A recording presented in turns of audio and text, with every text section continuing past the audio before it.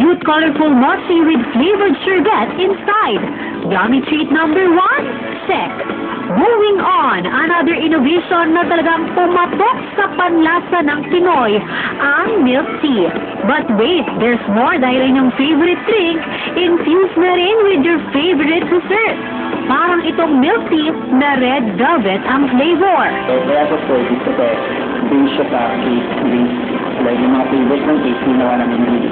Like red velvet, chocolate mousse, blueberry cheesecake. Originally a staple in French breakfast, naging bahagi na rin ng dessert ang crepe. At kung authentic French crepe flavors ang hanap mo, this shop will satisfy your palate. From traditional soft crepe ay nilagyan din ito ng konting pakulo. At wala! Crispy crepe butter ang ihahain sa inyo. Pero siyempre, hindi talaga papahuli ang mga Pinoy pagdating sa pag-iisip ng bagong huhuli sa panlasa natin. All the way from La Union, alcoholic cupcakes naman ang dinarayo.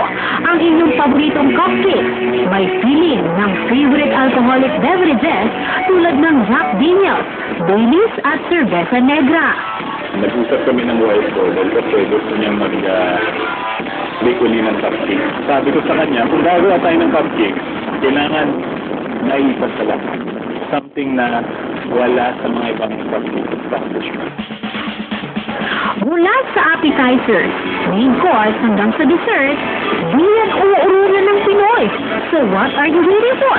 Try one of these sumptuous desserts and feel the fusion of taste and rest that will melt in your mouth. Green Pop and Sean, News Team 13.